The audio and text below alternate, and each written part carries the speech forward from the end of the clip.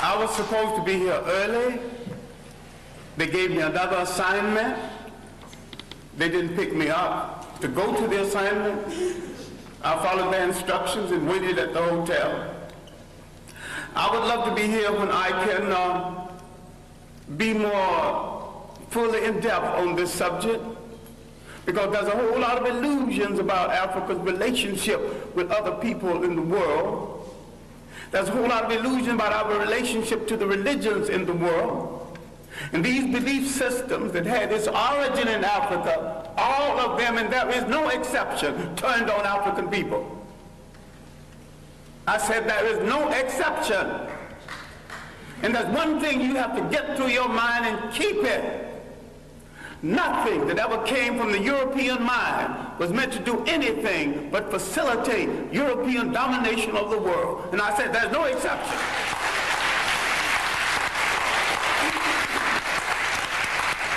Everything that was brought into this continent, everything, every idea, every so-called religion was meant to dominate and to control. The Arabs had no illusions about it. The Europeans had no illusions about it. You were the ones with the illusions. And yet every element that went into the making of every major religion in the world started in Africa. Why is it that you are so naive? You let people redress something that you invented, sell it back to you, and enslave you through it.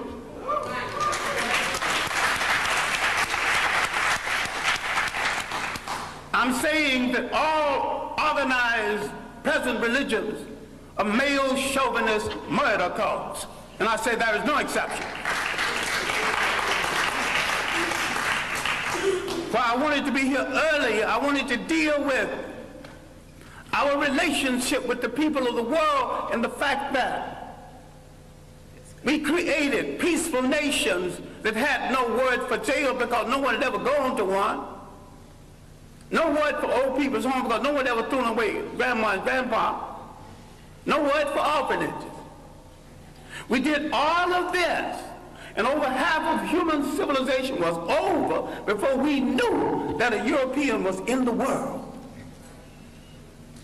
Before he wore a shoe or lived in a house that had a window. Now, Africa has always and still is the prize for the whole world. We as a people have always been the world's richest people, culturally rich, mineral rich. We have always been the prize because we have always had and still have something that other people won't, think they can't do without, and don't care to pay for. Because we have always been the prize, we have been under siege for over 3,000 years. Nothing that ever brought into Africa from the outside was meant to do the Africans any good. That means all other religions. Islam was the handmaiden of Arab imperialism. Christianity was the handmaiden of European imperialism. The Hebrew faith was the handmaiden of a concept called the chosen people. Now, if God is kind and God is merciful and God has no stepchildren, he won't choose one over the other. And to say he chose some people, you're making him a bigot. And to say that he endorsed enslavement of one people over the other, you're making him an accessory to murder.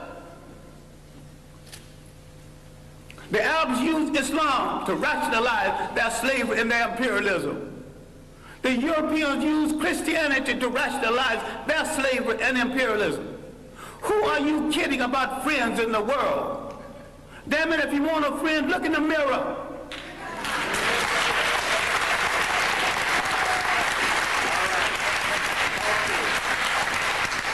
There's 1 billion African people on the face of this earth.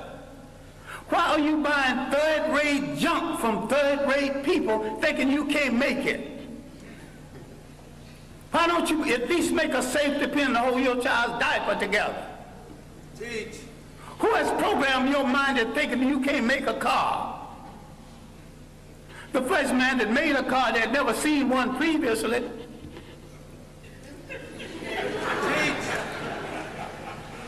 The Japanese bought cars, bought locomotives, broke them down and studied them, and had a Japanese technician produce each piece, put it together, and had a much better train than the one they copied from. All knowledge in the world belongs to everybody in the world. Yes. Who has programmed our mind in assuming that we cannot run a nation and run it well? The main thing imperialism did, slavery and imperialism, that they removed African people from the respectful commentary of history. And they tell them something they are still telling them, and all of the organized religions are guilty of this. I favor none of it because Africa didn't need any of it. I'm saying that African belief systems, properly understood, is 10 times better than Judaism, Christianity, and Islam. And better for the African. So you might have some romance with one of these religions. I have no romance with any of them. I have a romance with reality and truth. And the chips can fall where they may after I tell it. As for friends, you have had no friends. When they discovered you, they began to prey on you. Now let's look at our relationship with Western Asia, mistakenly called the Middle East. For 3,000 years, our greatest enemies came from Western Asia.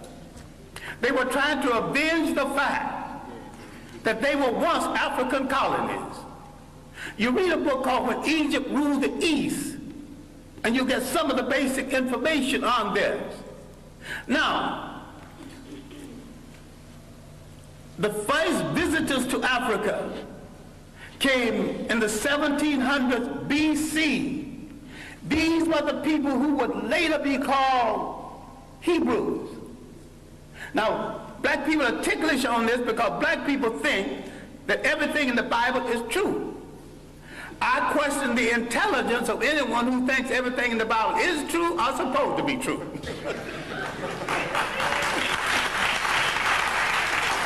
It's allegory,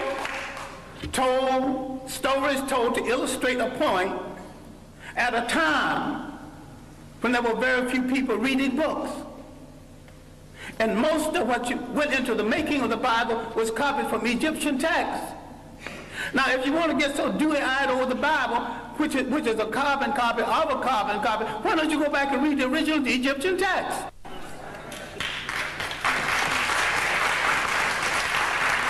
Then you see where all these stories started from. You see where the story of the Exodus started from. Now, you get so dewy-eyed, you actually think there was an Exodus. These people walked into Africa. Why couldn't they walk out? Why did they have to go by sea? Go. Why did they see at the park? If you read Egyptian literature, you will discover that the whole story of somebody parting the sea started with about 3,000 years before the Hebrew entrance. I should not use the word Hebrew entrance, but the entrance from Western Asia. Now let's get one thing straight, because black people are confused about all religions. Now I'm not against any religion. I'm a very spiritual human being. I just don't need a preacher to preach no 10 Commandments to me when he's a backslider going with some sister, some other man's wife. I'm intelligent enough to pick from the 10th commandment, not commandments anyway, but they were omissions of purity at the great school at Luxor, the great African training school. All right, now, let's get into this Western Asia. I'm saying that the people who came from Western Asia escaping famine did not have any Hebrew faith when they came into Africa. And there's no record of a Hebrew faith before there. Why is it that when they left Africa in the so-called Exodus, they had all three? African culture, an African religion, and an African language. Now look at the origin of the so-called people you now refer to as Jews. And you're mistaken using that reference because the word Jew is of European origin. And the people in Europe who call themselves by their name have no relationship to the biblical people of the Hebrew faith. And I'm saying that the people we now call Jews entered world history with their visit to Africa. And when Africa was invaded, 1675 BC, instead of joining the Africans who had been their beneficiary and saved them from starvation, they joined the enemies of Africa. No one has ever returned any favors to us. As a people, we have always been hospitable to strangers, mostly the wrong strangers. And what we have to understand now, in the period of superior brainwashing, is there is no European answer for African problems. Either Africans find a solution to African problems, or there is no solution, and if you don't find a solution soon, you go back into slavery.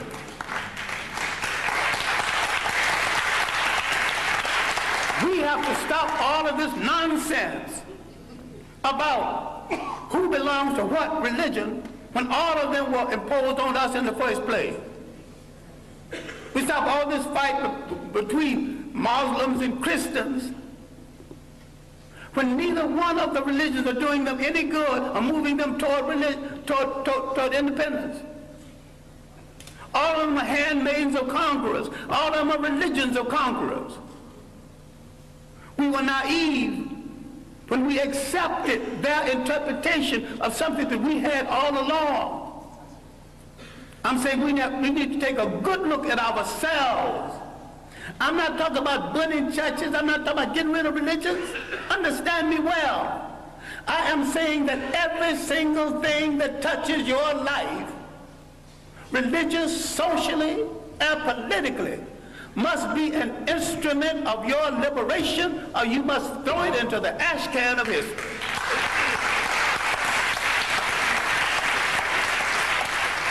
Develop a liberation Islam. Yes. And if you develop a liberation Islam, you have to turn on the supreme slave traders who were in the slave trade 1,000 years before the Europeans, the Arabs. Yes. And most brothers who think they're Muslims are merely Arabists. Forerunners, vanguards of Arab propaganda. The Arabs are not above joining the Jews against black people. In America, they're already doing it in Detroit. In America, they're already doing it in real estate. You got some dewy-eyed thing that you got a friend. I still ask you to look at that mirror. And if nothing staring back at you is friendly, then you've got no friend. But this is where you start friends. All right. I'm saying something which you need to reconsider. I'm saying that everything that came into Africa, every people that came into Africa, did not come to do Africa any good. Everyone and every religion and every people who came into Africa declared war on African cultures. They began the bastardization of African people, created confused mulatto who didn't know whether he'd be loyal to his mother's people or his father's people. That confusion is still here. The fascination for the color of the conqueror and the fascination to go to bed with the conqueror. Now that's raw and mean, but it's true. Now, some time ago, a North African leader, Gaddafi, was sending some Libyans to study in Europe.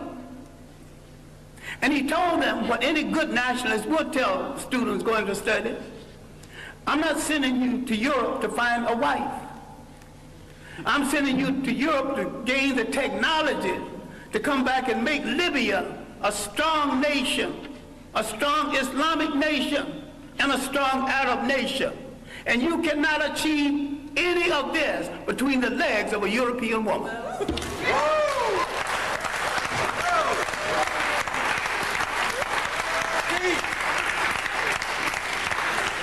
When is somebody going to get strong enough to tell Africans going to school, you're going to come back home and pair up with a sister. But if you want to pair up over there, stay over there.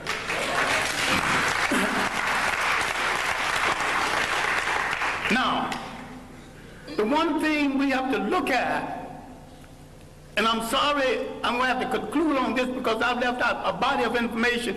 At the university, I teach an entire course, semester course, on Africa's relationship to other people.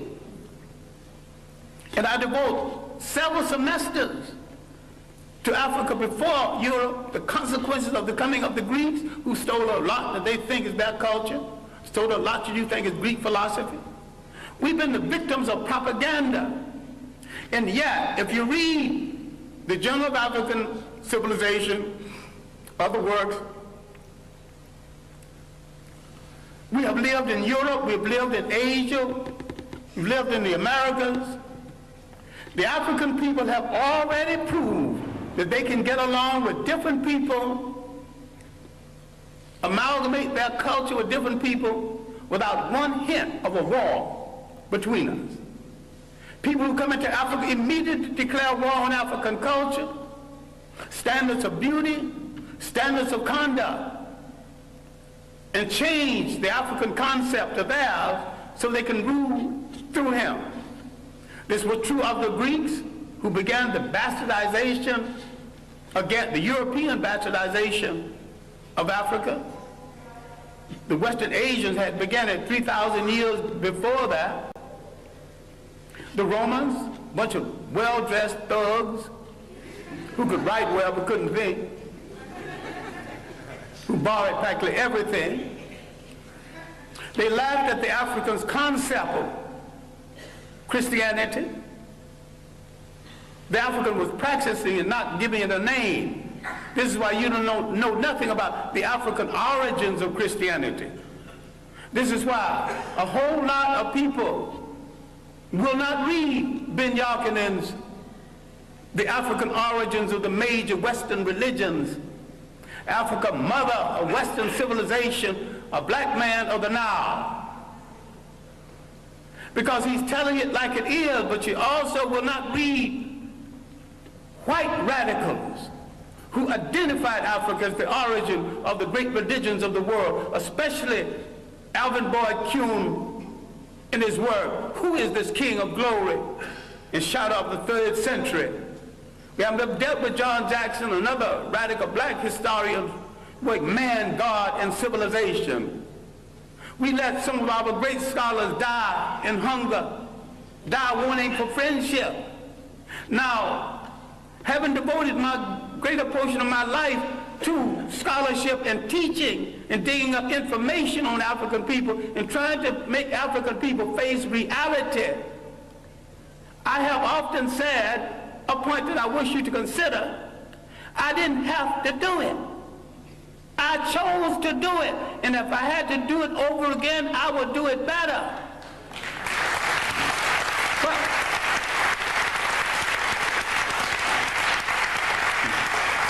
I have a lot of talent other than the talent to teach and to research. I've never met a rich man who had a better mind than me. So if I wanted to succeed as a rich man, I could have done that. I never met a crook who wasn't a fool. I could have been a good crook if I chose to be a crook. I chose to be a teacher of African history. I chose to look in the Bible where I couldn't find my people. I started looking for them in the world, and I didn't stop until I found them. And I know why they are left out of the Bible. I know why all the angels are white. You mean to tell me God is merciful, God is kind, and not one little brown or black angel sneaked into heaven? I ain't buying that. Now the Bible that you get so dewy-eyed over is one of the greatest pieces of propaganda ever written. If you want to read the Bible, why don't you read the Bible one day and read Mein Kampf the next day and see the comparison? That's hard on your mind. Because you think if you don't have Christianity, Islam, or Judaism, you don't have that spirituality. I've got more spirituality after I put all of them down. And I've got more religion after I put all of them down. All right, now let me conclude something that has no conclusion. We have to look at the impact of Europeans on Africa. All impacts have been negative. The Romans laughed at the early African Christians. Finally, for political reasons, they stopped killing Christians and became Christians. I'm saying the Europeans became Christians for political reasons, as the Arabs became Muslim for political reasons, and as the so-called Jews became Hebrews for political reasons. People use organizations for political reasons, and what we get so dewy-eyed and think we're dealing with the truth. If you look at indigenous African religion belief systems, if you look at the idea when Africans had no churches of any consequence because these fools came here and said, this is the house of God, and the African looked at that church and said, if God who made the wind, the spring, made the ocean roar, and you're going to tell me he can fit into a little thing you call a church? That is no house of God. So some Africans had the common sense enough to move away from it, and some had the common sense to burn it down. I'm saying that you're closer to God when the further away you get away from organized religions that are all handmaidens of conquest. The Roman Empire developed during the early period of Christianity. Remember, the Roman Empire started in Africa. It rose in Africa. It fell in Africa. A lot of people need to stop reading some religious books and read some straight history without fable, without supposition, without myth. Read straight history. Read the Mediterranean world in ancient times. She's a racist, bigger, but her chronology is good. And there's a good history of the European trying to move out of Europe into the Mediterranean to find something to eat, to put on that gosh darn awful European food. He has solved his problem at the expense of other people. The slave trade liberated Europe from the depressed economy they had created with the so-called Crusades and through the famines and the plagues. Europe always solves its problems by preying on people outside of Europe. They are in a position right now that they have betrayed true socialism, which was not of European origin in the first place. And some people are confused between Karl Marx and Groucho Marx. I think a lot of people are Groucho Marxism instead of Karl Marxism. They're funny people. And if you think that that system started in Europe, no system as humane as socialism could have started among a bunch of icebox people who prey on their brothers for their breakfast. Read Parman Colson's work, The History of the Modern World, especially the early chapters. Now, the evidence of Africans in the New World, the evidence of 1,000 years of civilization before slavery, all of this I'm not discussing because there is no time. But when the Romans disgraced themselves in the mismanagement of Christianity, they created a vacuum. Islam moved into that vacuum. The Africans thought that Islam would get the Romans off of their back. They were right. Islam got the Romans off of their back, and the Arabs jumped on their back, and they're still there, using Islam to justify it. Now, the African military man, because we are the greatest fighting machine in the face of the earth, if we ever discovered this, people are going to start running. Under proper leadership, proper inspiration, properly equipped, the black man is the greatest human fighting machine God ever created, if indeed God created it. I think the gods of Africa created it. Once you lose track of your heritage, you lose track of your liberty in this world. The Europeans doing the slave trade not only read the African out of history, they colonized history, they colonized information about history, they colonized image. They colonized the image of God. Who told you Christ was white? He was born in that part of the world predominantly occupied by non-European people. So you should not get into the argument about whether he's white. All you have to say, was he a Greek? No. Was he a Roman? No. But these were the only people partially white in the area at the time. If he wasn't a Greek, he wasn't a Roman, he was one of those other people. You don't have to argue about the shades of color. So far as you're concerned, once you establish he was not a woman, he was not a Greek, your conversation is over.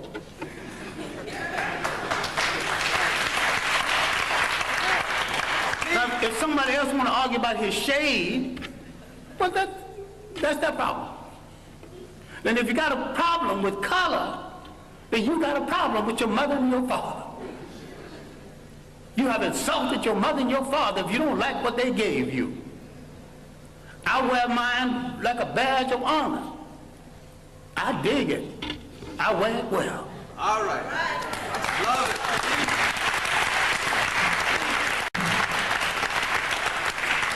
I'm saying in closing, and I am closing, that what you have to do is take a holistic look. Not only at your position in the world, but your potential in the world. You have to learn how to convert everything into an instrument of liberation or leave it alone. You have to realize there was no Greek fraternities and sororities until they were introduced to secret African societies. People get all dewy-eyed over something that was imposed on them in order to control them without understanding that. That's another imperial effort. So it bothers me, and although I have good personal friends who are Muslim, that not a single Muslim scholar have dealt with that 1,000 years of African independence before slavery and how the Arabs from the north systematically destroyed these nations. It did not occur. 1591, from Morocco, an army was launched against these great independent nations in inner West Africa. These were great states, and because of poor communication between African and African, there was enough armies in these states to march down to the coast and to drive every slave trader into the sea. But the communication between African and African was so poor. Even today, the East Africa is not too clear about what's happening in West Africa. And nobody knows what's happening in North Africa because the conspiracy to hold on to Africa is happening in South Africa and in North Africa. So the whites in South Africa are willing to play a part, and the pseudo-whites in North Africa are willing to play a part. In all this world, you have no friends. But if there are a billion of you on the face of this earth scattered all over the world, what do you need with a friend other than yourself? Why can't you turn inward on yourself and say, I will wear no clothes I don't produce. Start with your underwear. I wear no shoes that's not made by a brother. You're creating a shoe factory, employment at once. Start buying airplanes, break them down and study them, and later on make airplanes. What this whole thing is about is the restoration of confidence. It has been the role of these handmaidens of colonialism to destroy your confidence in yourself. You don't believe that you can look like a god. You don't believe a black father in your home is to some extent a god. That doesn't make the black woman less than a goddess, because we produced the first human societies that recognized and respected the female god. We produced the first human society that said you can't be a king unless you got a queen. You can't be a god unless you got a goddess. So you can see all of these social ills that people are defending now, none of it started in our countries. I defy anyone alive, and those who want to come alive, come back and prove me, I invite them too, to show me one single case of sexual deviance or maladjustment any place on the African continent for the coming of foreigners.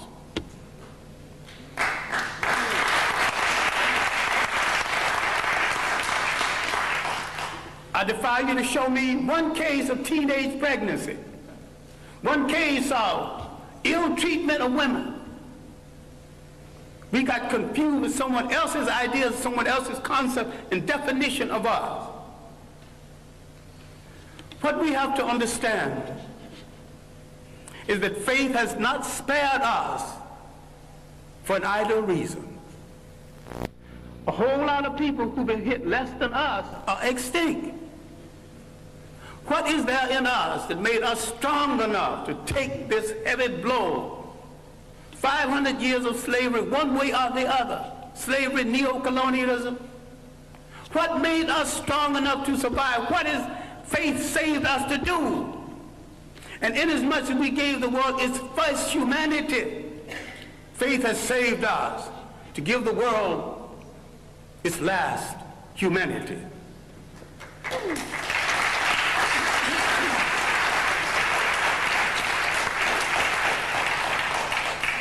What we have to do is to believe it, to believe that we are worthy of it, and to believe that we are capable of it. What black studies should be about, what black religion should be about, is the restoration of the confidence. And the restoration of the confidence is we must rule the state again. There is not an imitation nation, not an independent nation in Africa or the Caribbean islands. They're all imitation European states. And what we have to understand is that the nation state is stagnant. The African did not live in a nation state, they lived in a territorial state. The African learned something very basic. Cultures have to be fertilized by cultures. People have to be fertilized by the interaction between cultures and cultures. This insecure European tightened his borders. You know, you got a passport to come here? The word passport is not in any African language. The things he invented to restrict himself, he imposed on other people. Once we gain confidence in ourselves, and once we look at that person staring back at us from that mirror and like what we see, and don't move from that mirror until you like what you see.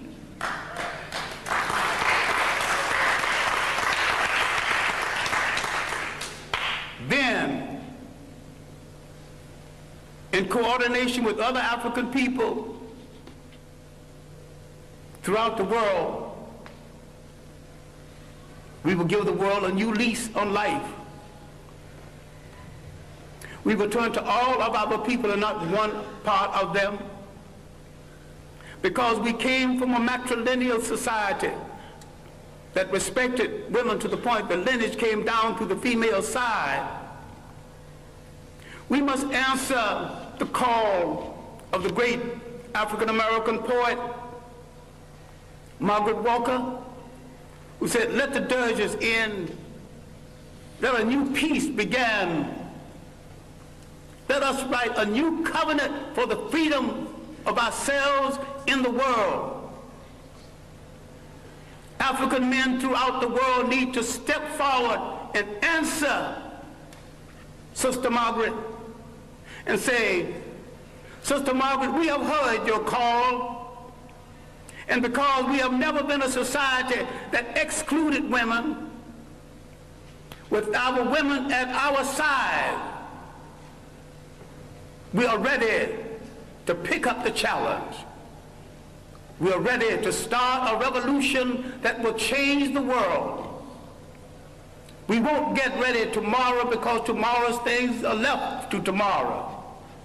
We will start our revolution right now, and we will start it with ourselves." Thank you.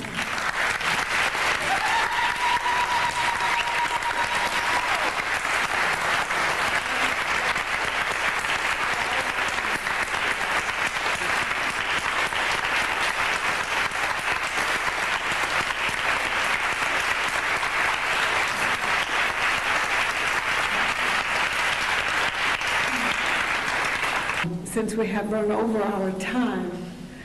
I'm not quite sure what I should do since we have run over our time, but I know that there are some people who and we will try to have maybe just 2 or 3 questions. I see a hand. You'll have to speak very loudly. Is saying we really have problems with the welfare. And when we are in trouble, we are told in this country where growth rate is 5%.